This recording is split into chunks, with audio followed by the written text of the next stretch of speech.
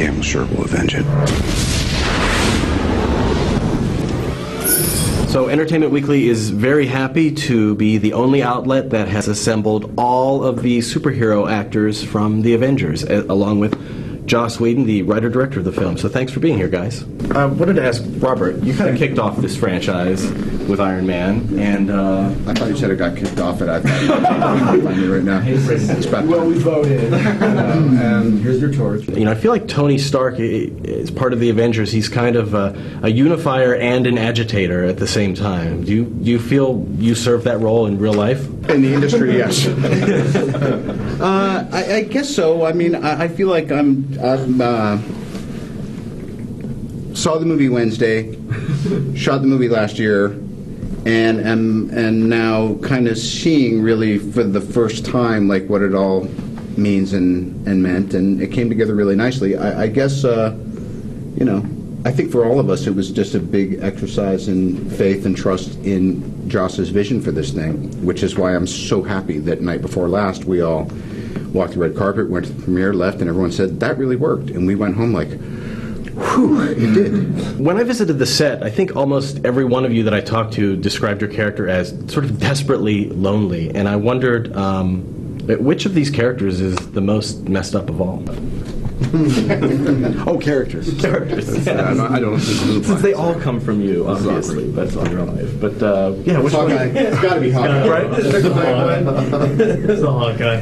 Why? What do you think? Oh, I couldn't tell you. You don't think? You don't think See, the trauma's buried so deep. Yeah. But Hawkeye's origin story is just it's horrible. It's nothing but trauma. Yeah. Well, Yeah. it's got some deep stuff going on in her past. Yeah, we all have a bit of trauma. You think Captain America is the most messed up of the bunch?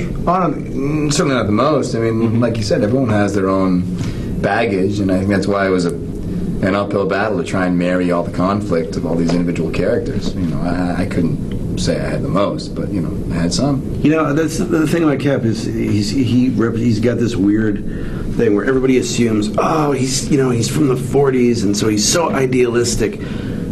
3 weeks ago, it was World War II. It was the most appalling thing men have ever been through. And so people assume that he's very naive. He's definitely out of touch in the world and going, I don't know that I can make a difference here. I don't know that I belong here. But he is extremely badass and very dark in that place. I mean, he's still in that war.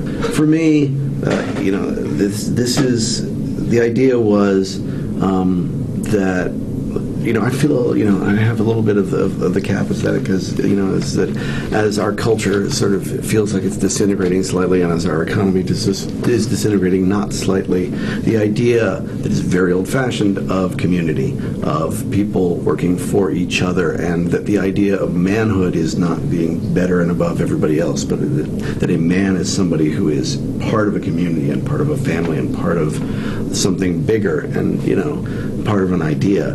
That's gone away, and so the thing about the Avengers for me is that you know, it's about bringing that back. We're all isolated. We're all dealing with our own problems, and these guys haven't. I don't mean the actors, although I could tell you stories, but the characters all have these enormous problems. But the beauty of the thing is when they realize that not only does that not matter in the bigger scheme, but the way to work those problems out is to subsume themselves to something that matters more.